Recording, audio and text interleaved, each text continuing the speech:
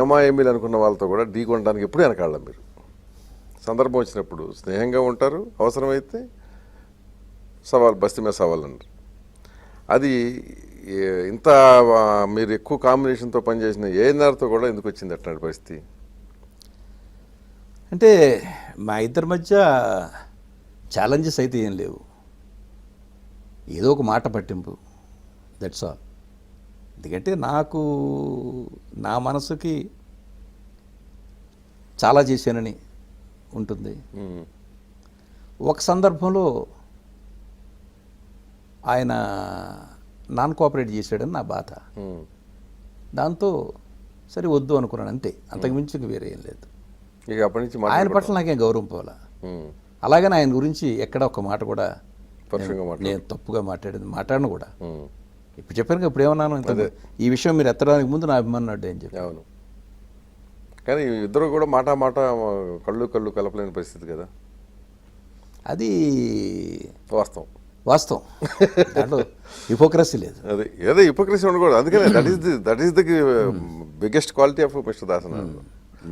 Hypocrisy అంటే అప్పుడు ఏం పెద్ద డిఫరెన్స్ ఏముంటుంది మీకు మిగతా వాళ్ళకి? నా మనసు కష్టం కలిగింది, దట్స్ ఆల్. అది ఆయనకి ఎప్పుడన్నా కన్వే చేయించారా పని? నాకు అది కూడా ఇష్టం. నాకు పెద్ద నాకు ఇష్టం లేదు, అయిపోయింది అంతే. అక్కడ అనిపించదు, దట్స్ ఆల్, అయిపోయింది. ముడితనం. సేమ్ ఇట్లాగే మీరు ఇండస్ట్రీలో ఉచ్చ దశలో ఉన్నప్పుడు చిరంజీవి, ఆయనతో కూడా మీరు తగాదా పడినట్టు. తగాదంటే అంటే ఘర్షణ కాదు, రోడ్డు మీద street, not street light, but differences వచ్చాయి. చిరంజీవితో ఘర్షణ ఎప్పుడు పడలేదే మేము. అదే ఘర్షణ కాదు, విభేదాలు కూడా లేవు.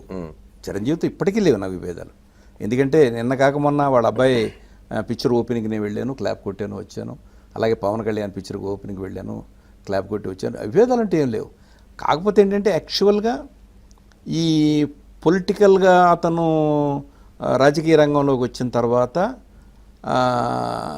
నేను కాంగ్రెస్లో ఉండడము, అతను సపరేట్గా ఉండడము, పార్టీ పెట్టడం, చాలామంది కొంచెం ఆ గ్యాప్ క్రియేట్ చేయడానికి ఎక్కువ ప్రయత్నం చేశారు. పొలిటికల్గా ఎలక్షన్ క్యాంపెయిన్కి వెళ్ళినప్పుడు న్యాచురల్గా I have to support my party. So ఇతర పార్టీని మనం చేయాలి అంటే మరి తెలుగుదేశాన్ని విమర్శించాలంటే చంద్రబాబు నాయుడు గారిని విమర్శించాలి, అలాగే పీఆర్పీని విమర్శించాలంటే చిరంజీవిని విమర్శించాలి. సో కాకపోతే ఏంటంటే మేస్త్రి అనే ఒక సినిమా వచ్చినప్పుడు మాత్రం ఎక్కువ కాంట్రవర్సీ క్రియేట్ చేయడానికి ప్రయత్నం చేశారు. బట్ అసలు నా ప్రయత్నం అది కాదు, ఇట్ వాజ్ రాంగ్. ఏంటంటే కొన్ని డైలాగ్స్ ఏవైతే ఉన్నాయో అలాంటి డైలాగ్స్ని ఆయనకి ఆపాదించి ఇది మీ మీదే తీసే సినిమా అని తీశారని చెప్పడం అసలు కానే కాదు ఇది. ఎందుకంటే పొలిటికల్ సినీరియోలో చాలామంది అలాంటి క్యారెక్టర్స్ ఉంటాయి, అంతే తప్ప అతనికి ఆ పాత్రకి ఆ సినిమాకి ఎలాంటి సంబంధం లేదు. ఎందుకంటే అతను ఎదుగుదలకి పరోక్షంగా నేను ఎలా ఉపయోగపడ్డాననేది అతనికి బాగా తెలుసు, వాళ్ళ కుటుంబానికి తెలుసు. పైగా నాకు బంధువు, మా మేనల్లుడిని వాళ్ళ పిన్నమ్మకి ఇచ్చాం. సో పైగా ఎవడు రిస్క్ చేశారండి? చిరంజీవి 100 days ఫంక్షన్లో ఏ ఫంక్షన్ అయినా నెంబర్ 1 to 10 చిరంజీవి అంటే మిగతా హీరోలందరూ హట్ అయ్యారు.